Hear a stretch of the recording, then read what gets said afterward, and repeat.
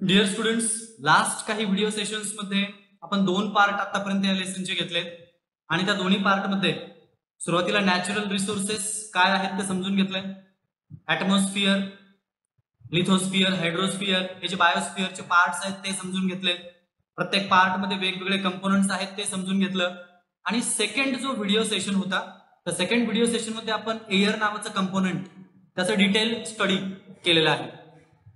आता या third video part मध्ये आपण वॉटर हा जो महत्वाचा कंपोनंट आहे त्याचा डिटेल स्टडी करणार आहोत.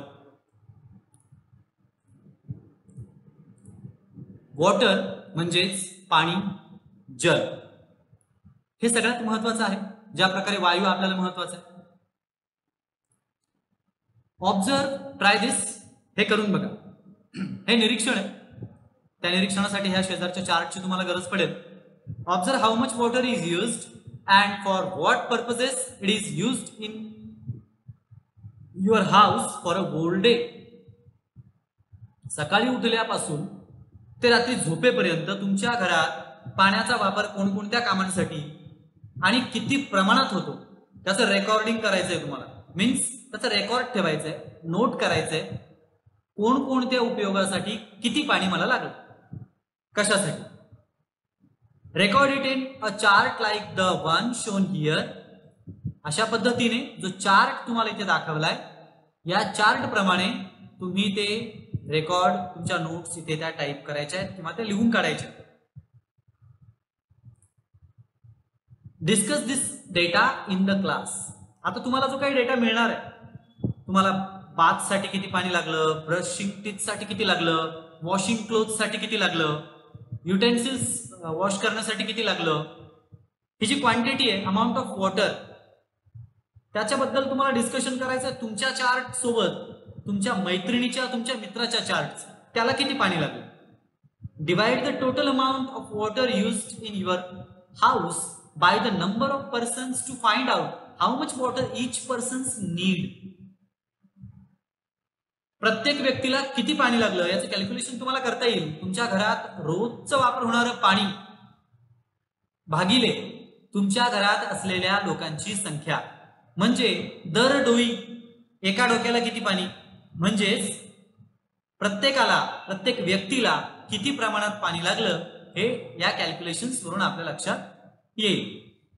बाथ, आंघोळ करण्यासाठी, ब्रशिंग टीथ, दात घासण्यासाठी, वॉशिंग क्लोथ्स, कपडे धुणे, वॉशिंग युटेन्सिल्स, भांडे घासणे, मॉपिंग द फ्लोअर, फरशी पुसणे, ड्रिंकिंग, पिण्यासाठी, अँड कुकिंग म्हणजे स्वयंपाकासाठी.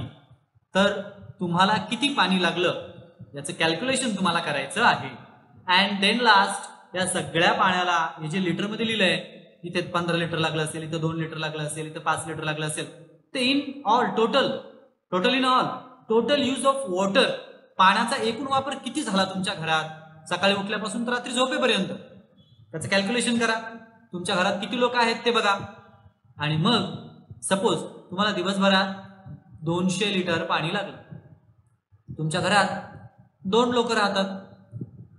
मग याचं कॅल्क्युलेशन करा आणि मग तुम्हाला जो काही फिगर मिळेल त्यावरून तुम्हाला हा आकडा कळेल की एका माणसाला किती पाणी लागलंय. हा एक जस्ट मी तुम्हाला करून दाखवलंय कॅल्क्युलेशन. ऍक्च्युअल कॅल्क्युलेशन याच्यापेक्षा वेगळे असतील. तुम्हाला लागणाऱ्या पाण्याचा जे प्रमाण आहे त्याच्यापेक्षा वेगळं असेल. अप्रॉक्सिमेटली लिहायचे, खूप मोजून घ्यायचं नाहीये, बट अप्रॉक्सिमेटली अंदाजे किती पाणी तुम्हाला लागू शकतं. चला पुढे जाऊया. You will see that it is almost impossible for us to spend even a single day without water.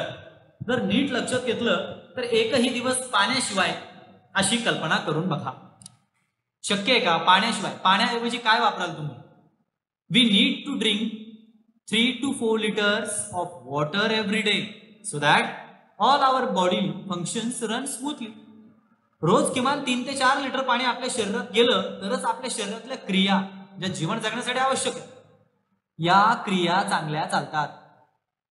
Other living things also require water, although the amount of water they need may vary according to the size of their body. प्रत्येक प्राण्याला पाणी लागतं, पण त्याच्या शरीराच्या size नुसार त्याला लागणाऱ्या पाण्याचं प्रमाण ठरणार आहे.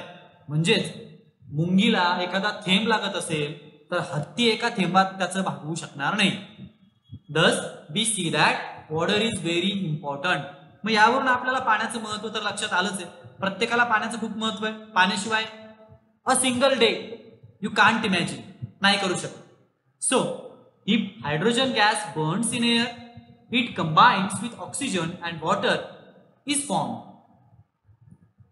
हायड्रोजन वायू हवेत ज्वलन झाल्यावर तो ऑक्सिजनशी त्याचा संयोग होतो आणि ज्या प्रकारे त्याचं रेणूसूत्र आहे H2O, या संयोगातून पाण्याची निर्मिती होते.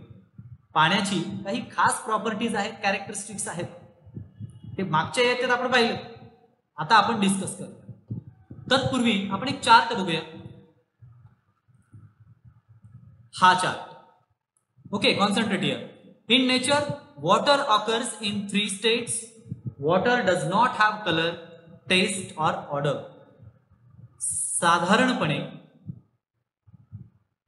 साधारण तापमानात पाणी 3 अवस्थांमध्ये सापडतं. जसं की आपल्याला ते सॉलिड, लिक्विड आणि गॅशियस स्टेटमध्ये आढळतं. पाण्याला रंग, चव आणि वास नसतो. जर तो असलाच तर ते पाणी खराब आहे असं समजा. Many substances readily dissolve in water. Therefore, water is a universal solvent. सगळ्यात महत्वाचं, वॉटर काय आहे? युनिव्हर्सल सॉल्व्हंट आहे. वैश्विक विद्रावक म्हणजे अगदी सर्वच गोष्टी, नियर अबाउट खूप साऱ्या गोष्टी, मॅक्झिमम या पाण्यामध्ये विरघळतात. आणि मग म्हणून पाण्याला वैश्विक द्रावक असं संबोधलं जातं. The blood of animals and sap in plants contain a very high proportion of water. प्राण्यांमधील रक्त, वनस्पतींमधील जी रस वाहिन्या असतात ज्यातून रस वाहून नेला जातो, यामध्ये सुद्धा पाण्याचं प्रमाण जास्त असतं. No living thing can survive without water. Therefore it is said that water is life. बरोबर आहे की नाही? पाणी हे जीवन आहे. पाण्याशिवाय जिवंत राहणं शक्य नाही. पाण्याशिवाय कुठलीच सजीव सृष्टी जिवंत राहू शकत नाही, ना वनस्पती ना प्राणी. म्हणूनच सर्व एकमेकांवरती अवलंबून आहेत आणि सगळ्यांची नीड आहे वॉटर. जे पाणी हे सगळ्यात जास्त आपल्याला जीवन जगण्यासाठी महत्वाचं आहे आणि म्हणून त्याला म्हणतात वॉटर इज लाईफ. पाणी हे जीवन आहे. पुढे जाऊया. Observe and discuss. हे ऑब्झर्व करा आणि त्यानंतर एक डिस्कशन आपल्याला करायचं, निरीक्षण करू. आता हे सेम जसं आपण वरती काही गोष्टींचे प्रपोर्शन पाहिले तसेच हे पण काही प्रपोर्शन आहेत.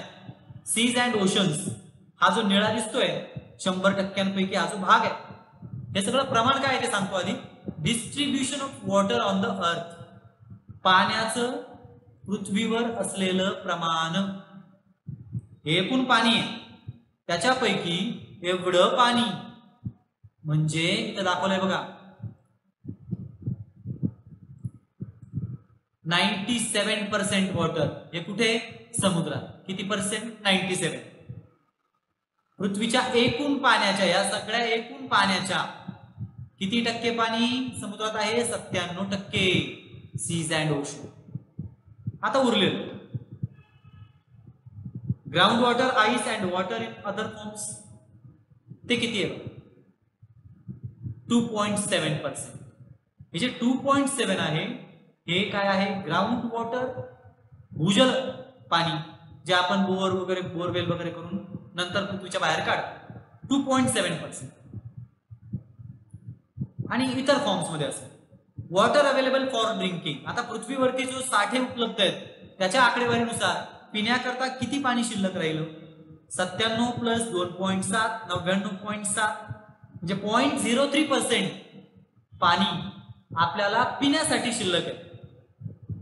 0.30 एवढंच पाणी आपल्याला पिण्यासाठी शिल्लक आहे. म्हणजे 100 रुपयातून फक्त 30 पैसे आपल्याला खर्च करण्यासाठी दिलेले आहेत. सो हॉरिबल याच्यासाठी की याचा वापर आणि याचा विचार करून आपण इथून पुढचं लाईफ कसं जगायचं ठरवलं पाहिजे. नाहीतर येणाऱ्या काही पिढ्यांना पाणी उरणारच नाही. तशी ही वनस्पतींची, वृक्षांची संख्या कमी होत चालली आहे आणि त्यामुळे पाऊस पडत नाही. We cannot use all the water on earth because sea water is salty. आपण हे काही सगळं जे पाणी इथं दाखवलंय ना, 97% पाणी तर आहे ना, मग हे नाही वापरायचं का आपण? हे नाही वापरू शकत, कारण ते खारट असतं. Some water is in the frozen state. आता पृथ्वीच्या 2 ध्रुवांवरती बघाल तर पाणी हे गोठलेल्या अवस्थेत सापडेल. A very small quantity of water is available for drinking. आणि खूप कमी पाणी आपल्याला पिण्यासाठी उपलब्ध आहे. Eight it is enough for all living things. असं जरी असलं ते 0.0, आपण जे आता लास्ट फिगर बघितली 0.03% पाणी, not year, from year, 0.03% of water, only 0.03% of water is available for drinking on the अर्थ. पृथ्वीवरती हे फक्त एवढ्याच प्रमाणात जरी पाणी असलं तरी चिंता करण्याची गरज नाहीये सध्या तरी, कारण सध्याच्या सजीव सृष्टीला पुरेल एवढा हा साठा आहे. कारण पाण्याचं काय होतं, जलचक्र आपण पाहिलंय, हे पुन्हा पुन्हा पुन्हा पुन्हा आपल्यासाठी या नवनिर्मिती होतच असतं. Find out ways in the water in seas and oceans useful even though it is salty. समुद्रातलं पाणी जरी खारट असलं तरी अशा काही मार्ग आहे जेणेकरून आपण ते मिळवू शकतो, ते पाणी आपण आपल्या उपयोगात आणू शकतो. अँड तुम्हाला सांगतो मी, अशा काही प्रकारचे प्रयत्न सध्या शास्त्रज्ञांमार्फत वेगवेगळ्या ऑर्गनायझेशनच्या माध्यमातून चालू आहे. सो हे पिक्चर आता बघायचे आपल्याला, horrible picture. 1.6 uses of water on the earth. पृथ्वीवर पाण्याचा वापर काय काय बघा. पिक्चरची टॅगलाईन आहे, uses of water on the earth. पृथ्वीवर असलेल्या पाण्याचा वापर. Observe and discuss. निरीक्षण करा आणि चर्चा करा. आता बघा, for which purposes is water being used. पृथ्वीवरती कोणकोणत्या कारणांसाठी पाण्याचा वापर केला जातोय.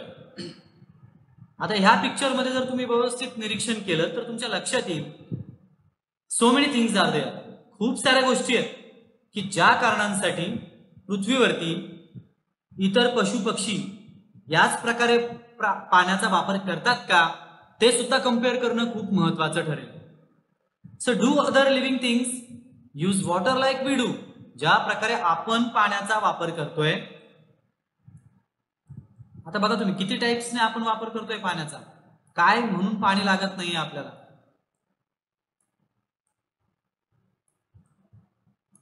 तर ज्या प्रकारे पाण्याचा वापर आपण करतोय त्याच प्रकारे इतर सर्व प्राणी, पशु, पक्षी पाण्याचा वापर करतात.